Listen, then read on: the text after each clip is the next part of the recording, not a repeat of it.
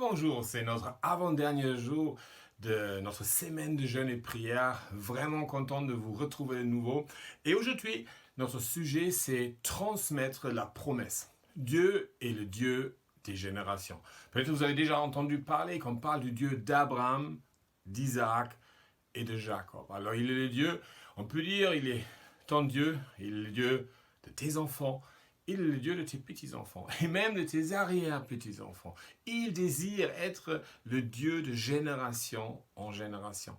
Et même s'il est le Dieu de toutes les générations, de temps en temps, par nos habitudes, par notre rythme de vie, on peut penser que, à la fin, il est là pour ma vie. Il est là durant ma vie et on oublie que nous sommes en passage.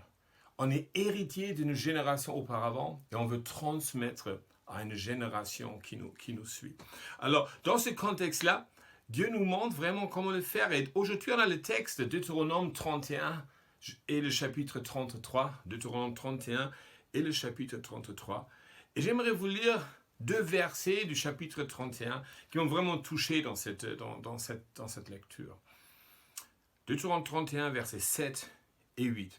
Moïse appela Josué et lui dit devant tous les Israélites, fortifie-toi et prends courage car tu entreras avec ce peuple dans le pays que l'Éternel a juré à leurs ancêtres de leur donner. Et c'est toi qui les en mettras en possession. L'Éternel marchera lui-même devant toi et sera lui-même avec toi. Il ne te délaissera pas, il ne t'abandonnera pas. N'aie pas peur et ne te laisse pas effrayer. Alors, Moïse, ce grand leader d'Israël, c'est lui que Dieu a utilisé pour faire sortir le peuple d'Israël d'Égypte en traversant, après 4 siècles d'esclaves, traversant un pied sec la mer Rouge, en vue de les implanter dans là où ils sont aujourd'hui, actuellement même, dans ce qui est de l'autre côté du Jourdain, c'est ce pays de la promesse de Dieu. Mais Moïse savait aussi que avec lui, ça ne se termine pas. Et malgré qu'il a vu la grandeur de Dieu, Moïse qui a vu les miracles de Dieu, Moïse, c'est même Moïse qui a rencontré Dieu face à face. Il faut imaginer ça, c'est énorme. C'est même Moïse, il savait exactement qu'après lui, l'histoire continue. Et ça, c'est mon message pour nous aujourd'hui. D'accord? Après nous, après moi, Björn, après toi, l'histoire continue.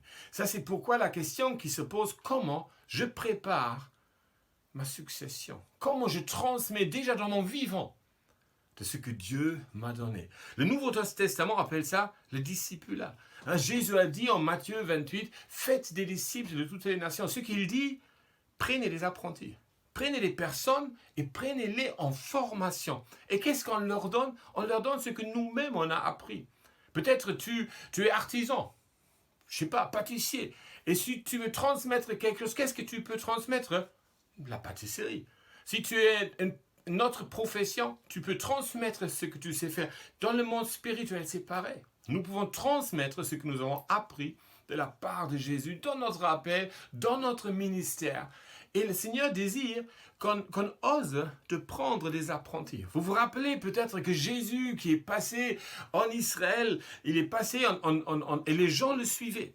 Les gens le suivaient. Et il y a eu un moment où lui, il devait prendre une décision. Il savait que parmi cette foule qui est autour de lui, il fallait choisir des personnes pour les former encore davantage, pour porter des responsabilités plus tard. Et on peut lire en Luc 6, versets 12 et 13, à cette époque-là, Jésus se retira sur la montagne pour prier. Il passa toute la nuit à prier Dieu.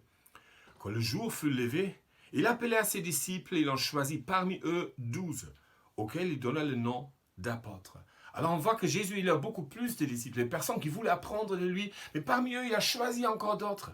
Et je pense, ce que j'aimerais nous encourager aujourd'hui, de prendre un moment dans la prière là maintenant, en disant, Seigneur, je veux être quelqu'un qui vit de génération en génération. J'ai compris que je suis de passage et je laisse un héritage. Et Seigneur, je crois qu'il y a des personnes que tu veux me donner afin que je le forme. Et je nous invite, pendant ce temps de prière maintenant, de prendre un moment avec le Seigneur. Dit, Seigneur, qui sont les personnes que je peux former? Qui sont les personnes? Montre-moi des personnes que je peux prendre en formation. Montre-moi qu'est-ce que je peux leur apporter, afin que eux te connaissent mieux, afin que eux comprennent comment te servir, afin que eux apprennent à travailler le champ et cultiver l'héritage de Dieu, afin que nous portons encore davantage de fruits, comme Jésus a dit, car ça glorifie le Père qui est dans le ciel. Je vous souhaite un bon moment de prière, une bonne journée encore, et que le Seigneur vous bénisse.